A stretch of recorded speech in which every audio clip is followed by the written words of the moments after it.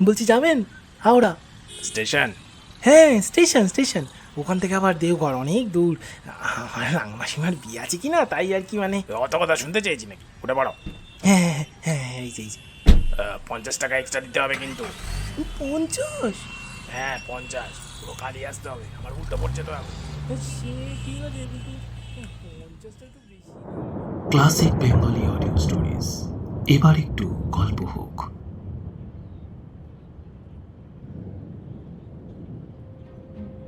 Classic Bengali audio স্টোরিজে আজকের নিবেদন শ্রী নারায়ণ গঙ্গোপাধ্যায় রচিত রচনার রহস্য। রবীন্দ্র পরবর্তী বাংলা সাহিত্যিকদের মধ্যে নারায়ণ গঙ্গোপাধ্যায় অন্যতম। তিনি ছিলেন একাধারে কথা সাহিত্যিক, সমালোচক, গবেষক, সাংবাদিক ও শিক্ষাবিদ। সন্দেশ, মুকুল, পাঠশালা, শুকতারা, দেশ প্রভৃতি পত্রিকায় তিনি নিয়মিত লিখতেন। শিশুদের জন্য তিনি অজস্র ছোট গল্প লিখে গিয়েছেন। কিশোরদের জন্য রচিত জনপ্রিয় কৌতুক চরিত্র টেনিদা তার অমর সৃষ্টি। আজকের গল্পটি আমরা নিয়েছি আনন্দ পাবলিশার প্রাইভেট লিমিটেড কর্তৃক প্রকাশিত সমগ্র কিশোর সাহিত্য গ্রন্থটি থেকে। গল্প পাঠে ও বিভিন্ন চরিত্রে আমি ইন্দ্রনীল। শব্দগ্রহণ, আবহ সঙ্গীত, স্পেশাল এফেক্টস আর প্রচার অলঙ্করণ আমার নিজের। শুরু হচ্ছে ক্লাসিক বেঙ্গলি অডিও স্টোরিজের আজকের গল্প শ্রী নারায়ণ গঙ্গোপাধ্যায়ের রচনার রহস্য।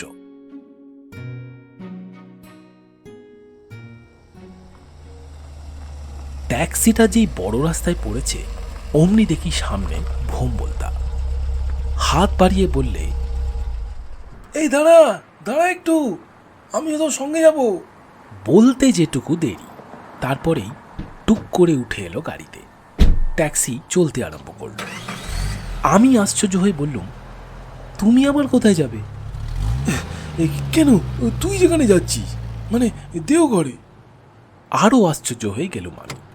রাঙামাসির বিয়েতে আমি যে দেওঘরে যাচ্ছি সে খবরটা পাড়ার কারোর অজানা নেই। 7 দিন ধরে ঢাক ঢোল পিটিয়ে বলে বেড়াচ্ছি সকলকে, এমনকি ভোম্বলদাকেও। কিন্তু সেও যে আজকেই এই ট্রেনেই দেওঘরে যাবে, মাত্র এই মুহূর্তে আমি সেটা জানতে পারলাম। বলল, তুমিও কি এর রাঙামাসির বিয়েতে যাচ্ছ নাকি? তোর রাঙামাসির বিয়েতে আমি যেতে যাব? আমার বুঝি ফুলুমাসি থাকতে নেই? তোমার ফুলুমাসির বিয়ে দেওঘরেই? ভোম্বলদা নাক কুচকে বললে, কেন, তোর রাঙামাসি ছাড়া দেওঘরে বুঝি আর কারোর বিয়ে হতে নেই? আপনার তো দেখছি মন্দ না। শুনে আমি একটু দমে গেলুম।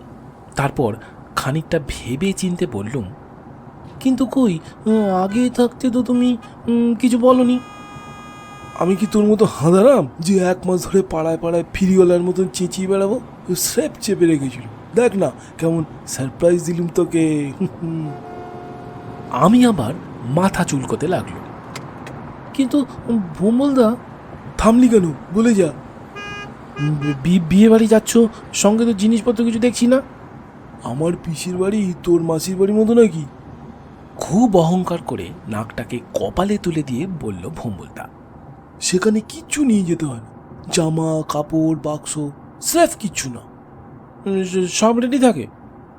সব সব। বলতে বলতে ভোম্বলদা টক করে পকেট থেকে একটা লেমন জুস বের করে খেলো। আমি জুলুজুলু করে চেয়ে দেখলাম, কিন্তু আমাকে দিলে না। একটু পরে ভোম্বলদা বললে, তুই আগেও কখনো দেওঘরে গেছিস?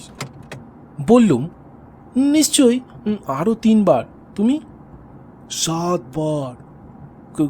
কই কখনো তো। ও, তোকেও কি যেতে দেখেছি এর আগে? খুব যে চালিয়াতে করে মিথ্যা করে বলছিস। হ্যাঁ, কেমন করে তা জানবো? ভীষণ রাগ হলো আমার। আমি মিথ্যা কথা বলছি? বেশ, জিজ্ঞাসা করো আমাকে। ভোম্বলদা গম্ভীর হলো।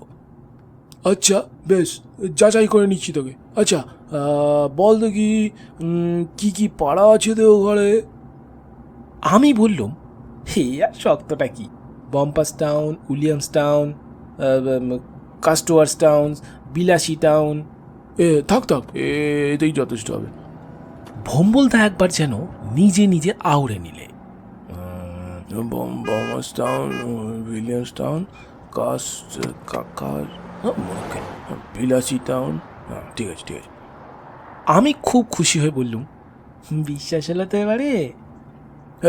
কি করে বিশ্বাস হবে? ওই তো লোকে মুখে মুখেই শোনা যায়। চটে গেলুম। কখনো না, তুমি আরও জিজ্ঞাসা করো না। আচ্ছা, বলতো দেওঘর জায়গাটা কীরকম? খুব ভালো, খাসা জায়গা। বাড়িগুলো সব ফাঁকা ফাঁকা, কত গাছপালা, কত পাখি। এই কেবল ওই বাজারটা একটু ঘিঞ্জি। আর মন্দিরটা, দেওঘরে কিসের মন্দির আছে বলতো? আমি হেসে উঠল। আর কে না জানে, বাবা বদ্রীনাথের মন্দির। মন্দিরটা কেমন দেখতে? কেমন আবার, ছোট মতন শিবের মন্দির। ভিতরটা বেশ অন্ধকার, ভীষণ ভিজে ভিজে, আর খুব ভিড় হয়। একবার তো মেজো মামা ধুম করে একটা আছাড়ই খেয়ে গেলেন। বদ্রীনাথের মন্দির, শিবের মন্দির, অন্ধকার, ভিজে ভিজে, লোকে দুম করে আচার খায়। কারেক্ট, ঠিক বলেছিস। আমি আরো খুশি হলুম। কেমন, বিশ্বাস হলো এবার? কি করে হবে? মাসি পিসদের মুখে তো এসব গল্প শোনাই যায়। আচ্ছা, আর একটুখানি বাজিয়ে নি তোকে। আমার ভীষণ অপমান বোধ হলো। বেশ, আরো জিজ্ঞাসা করো, যত ইচ্ছে তোমার। আচ্ছা বল দেখি, লোকে মন্দিরে কেন যায়? কি কেন যায় আবার? বদ্রীনাথ নাকি সকলের অসুখ বিসুখ ভালো করে দেন। তাছাড়া মন্দিরের গলিতে খুব ভালো ক্ষীরের পেড়া পাওয়া যায়, আর তাই কিনতেও যায় অনেকে। তুই বদ্রীনাথের পেড়া খাস?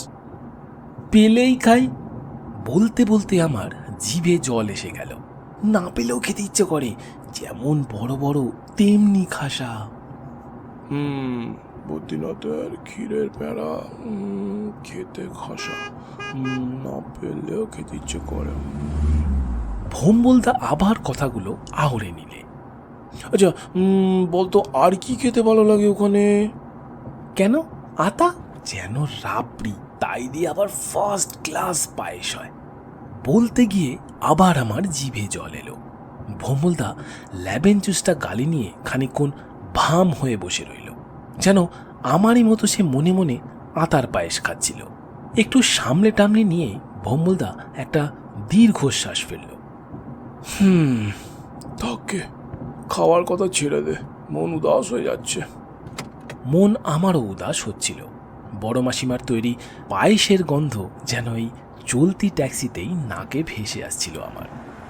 ভোম্বলদা লেমন জুসটার শেষ অংশটুকু কুড়মুড় করে চিবোতে লাগলো। তারপর বললে, আচ্ছা, এবারে বরং একটু প্রকৃতির কথা জিজ্ঞেস করা যাক। বলতো দেওঘরে নদী আছে কি না? আলবাত আছে, ধারোয়া। কি নাম বললি? কেন ধারোয়া? ভোম্বলদার অবিশ্বাসে আমার রাগ হয়ে গেল। কখনো আমার ভুল হয়নি, আরও 3 বার গেছি না আমি ওখানে। কত বেরিয়েছি ধারোয়ার বালির ওপরে দিয়ে। এই তো একটুখানি জল, হেঁটে পার হওয়া যায়। ছোট ছোট মাছ চিকচিক করছে, আর আর তার বীজের ওপর দিয়ে জেসিটি যাওয়ার রাস্তা। কোথায় যাবার? কেন, জেসিটি। ঠিক বলেছিস। ভোম্বলদা তেমনই আউড়ে যেতে লাগলো। নদীর নাম দারোয়া, বালির ওপর জল, মাছ চিকচিক করছে, আর বীজের ওপর দিয়ে জেসিটি যাওয়ার রাস্তা। আমার কি ঠিক বলিনি? তাই তো মনে হচ্ছে। ভোম্বলদা বললে, তুই যে সত্যিই দেওঘরে গেছিস তাতে আর কোনো সন্দেহ নেই। বলেই ধাঁই করে বেমাক্কা আমার পিঠে একটা চাঁটি বসিয়ে দিলে। বেশ জোরেই লাগলো, কিন্তু এতক্ষণে ভোম্বলদাকে বিশ্বাস করাতে পেরেছি ভেবে আমি ওইটুকু সহ্য করে গেলুম। ভোম্বলদা বললে, তুই তো দেখছি বাহাদুর ছেলে, খুব ভালো মেমোরি তোর। আচ্ছা, ওয়ান মোর কোশ্চেন, মানে আর একটা প্রশ্ন জিজ্ঞেস করব। বল দেখি, দেওঘরে পাহাড় আছে কি না? বারে, পাহাড়েরই তো জায়গা। দুটো পাহাড়ের নাম কর। কেন, চন্দন পাহাড়, সে তো শহরের ভেতরেই। সেইখানেই তো জলের ট্যাঙ্ক আর কটা মন্দির। তারপরে তপবনের পাহাড় আছে, ছোট, খুব সুন্দর। আর সবচেয়ে ভালো হচ্ছে ত্রিকুট, 13 মাইল দূরে। ঠিক, নন্দন পাহাড়, কটা মন্দির, আর জলের ট্যাঙ্ক, তপবন, খুব ছোট। আর কি বললি? বাহ, ত্রিকুট বিরাট, তাতে ত্রিকুটে শিবের মন্দির, সেখান থেকে একেবারে ওপরে উঠতে প্রায় 2 ঘন্টা লাগে। সব জানতার মেজাজ নিয়ে আমি বক বক করতে লাগলো। তবে তার প্রায় সবটাই ঘন জঙ্গল, ভাল্লুক টাল্লুকও আছে নাকি, তবে মন্দিরের দিকটা ওসব কিছু নেই, খালি বাঁদর আছে বিস্তর। বাঁদর তোর দলের, কি বলিস? ভম্বলদা খ্যাক খ্যাক করে হাসলো। আমার বিরক্ত লাগলো, এবার চুপ করে রইল। ট্যাক্সি এতক্ষণে হাওড়া স্টেশনে এসে গিয়েছিল। দুজনেই নেমে পড়লুম, ট্যাক্সির ভাড়াটাও মিটিয়ে দিলুম আমি। তখন হঠাৎ ভম্বলদা বললে, চলি তাহলে পেলা, টাটা। আমি বললুম, টাটা আবার কেন, একই ট্রেনেই তো যাব, একসঙ্গেই তো যাচ্ছি। ভম্বলদা মুখ বেজার করে বললে, ট্রেনে যেতে আমার বয়ে গেছে, পরশু টেস্ট পরীক্ষা না, আমি বাড়ি ফিরছি। হ্যাঁ সে কি, তোমার ফুলু মাসির বিয়েতে যাবে না? কে ভুলু বিজি? যেন মুখের সামনে থেকে মাছি তাড়াচ্ছে, এইভাবে কথাটা উড়িয়ে দিল ভম্বলদা। কোনো পিসি নেই আমার, এক মাসি আছে, সে থাকে শ্যামবাজারে। তাহলে তুমি দেওঘরে? কে যেতে যাচ্ছে দেওঘরে? এদিকে চুচুড়া, ওইদিকে কাঁচরাপাড়া, এর বাইরে কোথাও আমি পাই বেড়াইনি। আমার কিরকম ভ্যাবাচাকা লেগে গেল, কিচ্ছু বুঝতে পারলুম না। সুটকেস হাতে আর বিছানা বগলে নিয়ে আমি ভম্বলদার দিকে চেয়ে রইল। ভম্বলদা বললে, অমন ড্যাব ড্যাব করে চেয়ে আছিস কেন গরুর মতো? এই সোজা কথাটা বুঝতে পারছিস না? পরশু থেকে টেস্ট পরীক্ষা আরম্ভ। এই ক্লাসের ছেলেরা বলছিল বাংলায় নির্ঘাত এবার এসে আসবে ভ্রমণ কাহিনী। আমার ভ্রমণ তো চুচুড়া পর্যন্ত, সে কাহিনী লিখলে 20-র মধ্যে 5 দেবে, 3 দিতে পারে। আমি ঠিক তেমনই তাকিয়ে রইল। বেশ বুঝতে পারছিলুম মুখটা হাঁ হয়ে যাচ্ছে আস্তে আস্তে। মুচকে হেসে ভম্বলদা বললে, তাই কায়দা করে তোর কাছ থেকে দেওঘরের ভ্রমণটা শুনে নিল। বেশ মজা করে ট্যাক্সিতে বেড়ানোও গেল খানিকটা। তুই দেখিস পালা, এসে তো এবার অন্তত 12 মেরে দেবো। বমাস টাউন, বিলাসী টাউন, আতার পায়েস, ক্ষীরের পাড়া, থারোয়া নদীর জল, চিকচিকে মাছ, চন্দন পাহাড়, ত্রিকুটের বানর, কিচ্ছুটি বাদ যাবে না। Thank you very much. আর এই নে তোর রিওয়ার্ড। এই বলে আমার হাঁ করা মুখের ভেতরে একটা ল্যাবেন চোষ গুঁজে দিয়ে ছিটকে চলে গেল সামনে থেকে, আর তিরিং করে নীল রঙের দোতলা বাসটায় লাফিয়ে উঠল।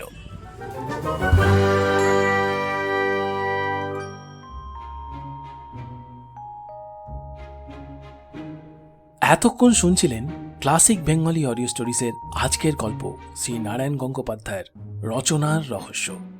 গল্প পাঠে ও বিভিন্ন চরিত্রগুলির মধ্যে পেলা ও ভম্বলদার ভূমিকায় আমি ইন্দ্রনীল। শব্দগ্রহণ, আবহ সঙ্গীত, স্পেশাল এফেক্টস ও প্রচার অলঙ্করণ সহ সমগ্র পরিচালনা আমার নিজে। গল্পটির এই অডিও রূপান্তর লেখকের প্রতি আমাদের অন্তরের শ্রদ্ধা জ্ঞাপন মাত্র। সেই সঙ্গে আনন্দ পাবলিশার প্রাইভেট লিমিটেডকে অসংখ্য ধন্যবাদ সমগ্র কিশোর সাহিত্য গ্রন্থটি প্রকাশ করবার জন্য।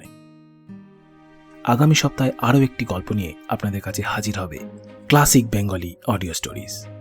এরকম আরও অনেক গল্প শুনতে সাবস্ক্রাইব করুন আমাদের official YouTube channel youtube.com/classic bengali audio stories। ভালো থাকবেন সকলে, নমস্কার।